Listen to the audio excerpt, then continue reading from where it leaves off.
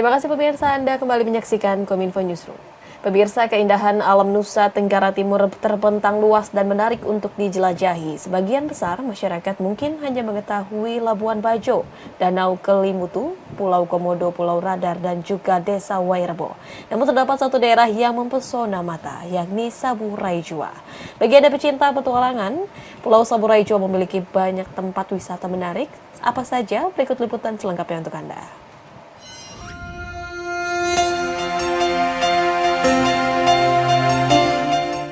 Nama Saburai Jua mungkin masih terdengar asing bagi sebagian orang. Banyak yang bertanya di mana letak Kabupaten Saburai Jua. Kabupaten Saburai Jua berada di Nusa Tenggara Timur, sebuah pulau kecil yang terpisahkan oleh lautan dari ibu kota provinsi NTT di Kupang.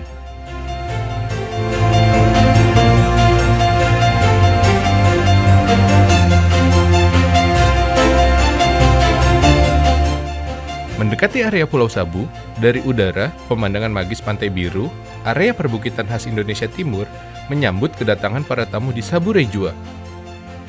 Selamat selamat pagi pemirsa GPR TV. Dari Sabang sampai Merauke, dari Miangas sampai dengan Saburai Jua. Saya Eva Mita akan mengajak Anda untuk menjelajahi pesona alam yang ada di Saburai Jua. Yuk kita jelajahi bersama.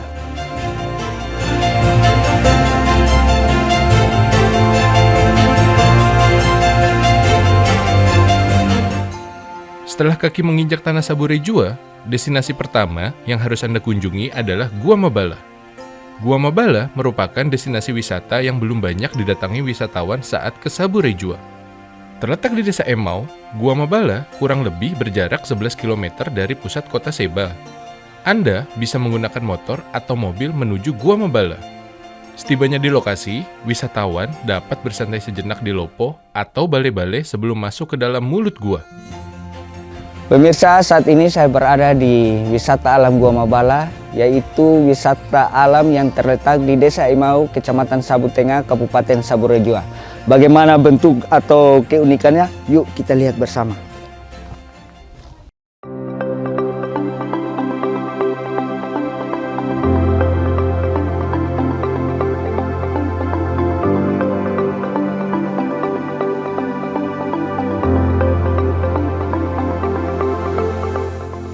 Setelah turun ke dalam perut gua, mata akan dibawa menjelajah pemandangan magis lorong-lorong Gua Mabala, di mana siraman cahaya matahari masuk dari celah-celah lubang dan jatuh begitu presisi menerangi setengah bagian gua.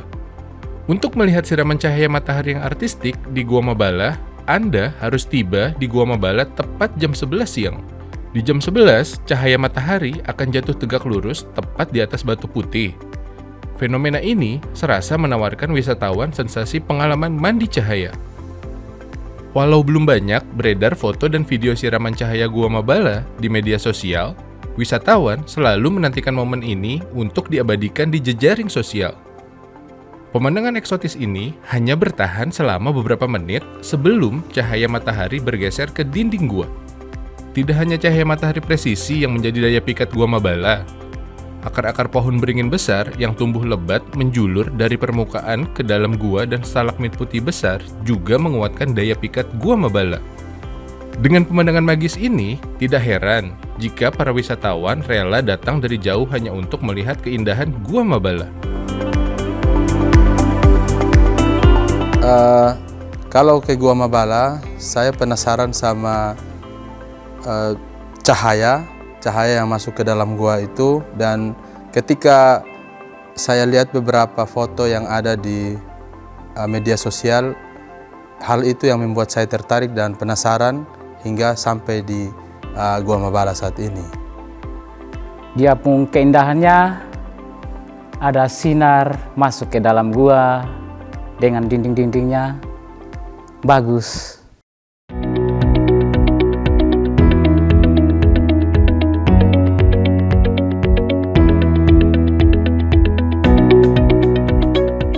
Dari Gua Mabala, jelajah Saburai Jua berpindah ke objek wisata paling ikonik di Saburai Jua, bahkan di Indonesia. Objek wisata satu ini begitu ikonik di Saburai Jua, karena di muka bumi ini tidak banyak bukit yang memiliki ragam gradiasi warna. Di Indonesia, pemandangan itu hanya ada di Kelabamaja. Kelaba Maja merupakan area perbukitan karst yang spektakuler dengan gradasi 4 warna. Bukit Kelaba Maja ada di lokasi berbeda dengan Gua Mabala, sehingga dibutuhkan perjalanan 1 jam berkendara dari Gua Mabala ke Kelaba Maja.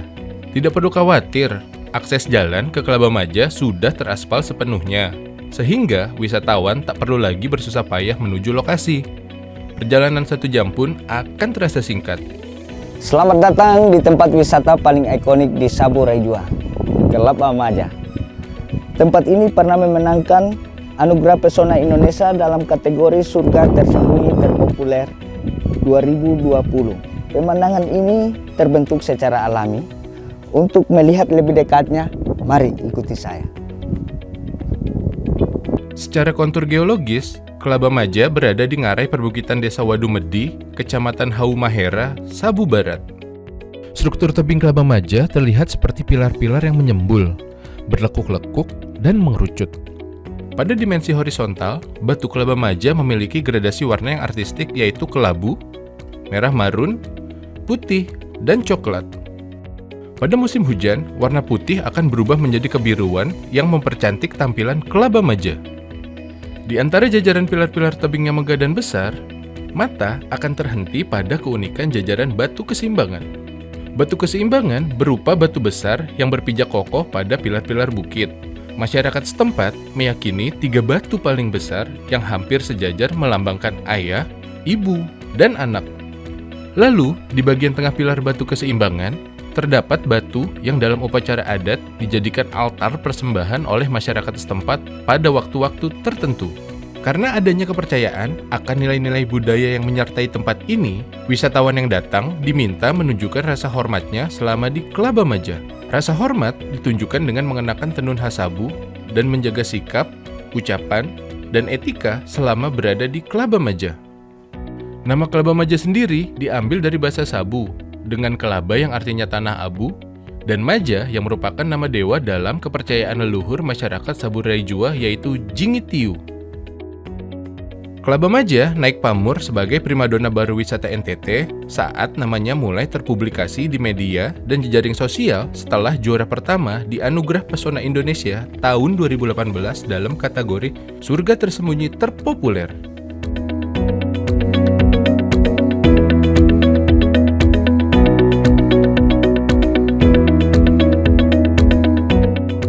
Keunikan objek wisata Sabu Raijua tidak hanya Kelaba Maja. Bergeser ke timur, ada objek wisata unik dan bersejarah. Berjarak 1 jam perjalanan menuju timur dari Kelaba Maja, terdapat fenomena alam unik lainnya yakni Batu Gong. Lokasi Batu Gong berada di Desa Waduwela, Kecamatan Sabu Liae. Pantai Ege, disebut juga Benteng Ege. Julukan ini disematkan karena pada masa lampau, kolonial Belanda membangun bentengnya di area ini.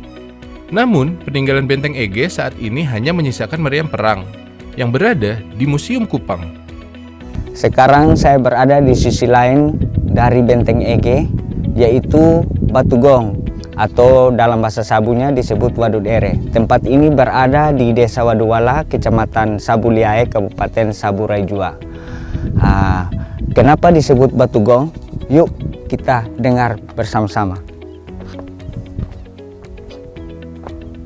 Hanya ada 2 batu besar di dalamnya. Sepintas, tak ada yang berbeda dengan batu pada umumnya.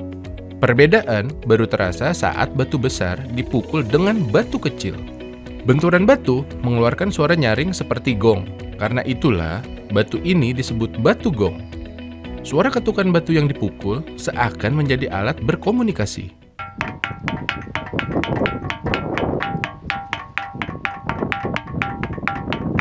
Bunyi gong seakan memanggil masyarakat sekitar untuk datang dan ikut memukul batu. Semakin ramai batu diketuk, maka suara yang dihasilkan lebih berirama. Belum ada penjelasan logis dari fenomena batu alam gong ini, karena tidak ada rongga pada batu yang memungkinkan batu mengeluarkan suara. Dari Batu Gong, sebelum menuju ke desa adat Namata, saya akan mengajak Anda singgah di salah satu keluarga pembuat gula sabu tradisional dari pohon lontar.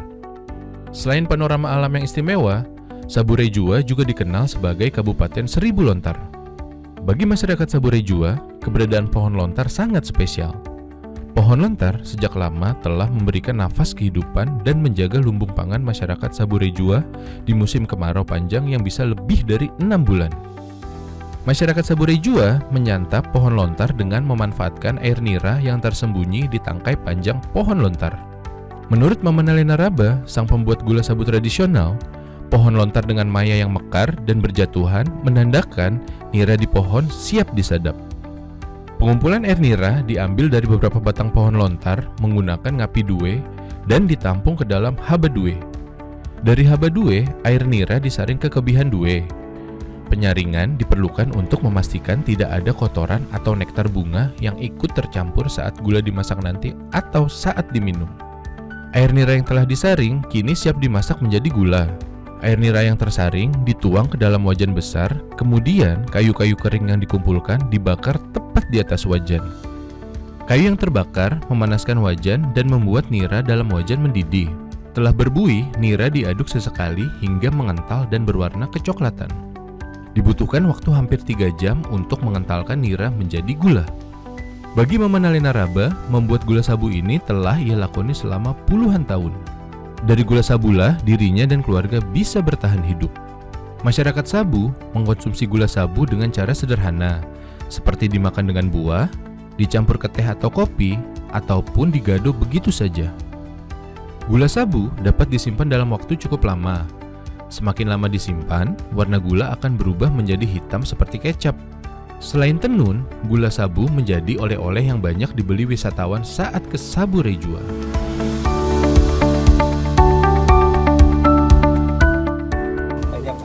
Tidak banyak panwila nih, do sama deh yang natanya ngerung ya nih mas. Kewi no ya mai rồi itu mami eh vì phải này mà nó vào lấy đem ấy, đầu được thân đầu được phần đầu được phải vào vậy ra mất nhá.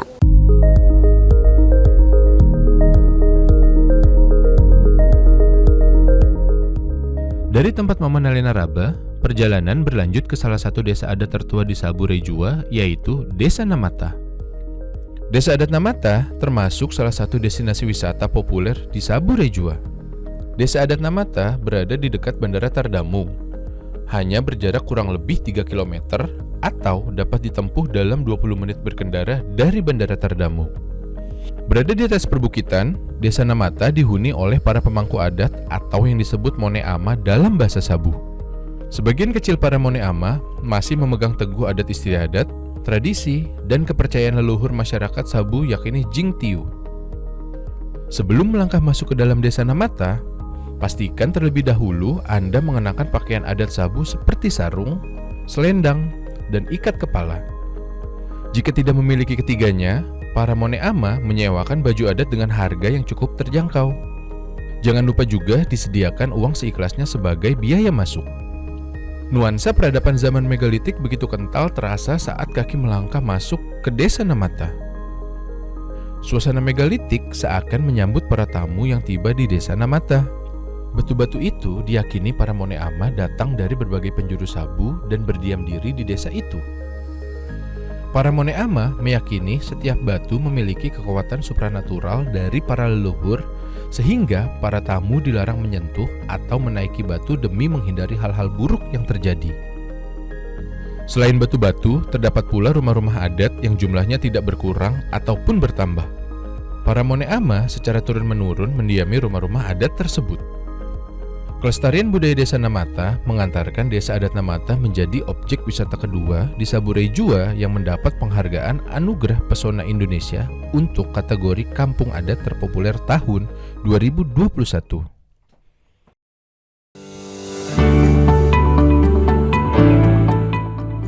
Meski berada di teras Indonesia bagian selatan, Tuhan memberkati Pulau Sabure Jua dengan keindahan panorama alam memukau, budaya leluhur yang tak luntur, dan kehidupan harmonis manusia dan alam. Dari Mata Lensa, kami merekam perjalanan panjang menuju Sabure Jua.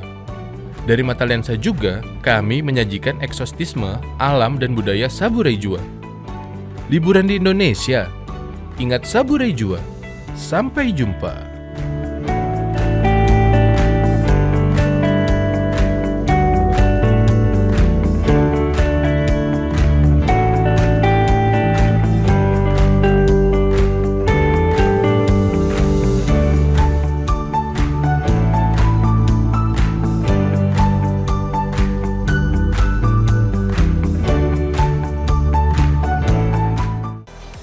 Pemirsa, informasi yang baru saja Anda saksikan sekaligus menutup perjumpaan kita dalam Kominfo Newsroom malam ini.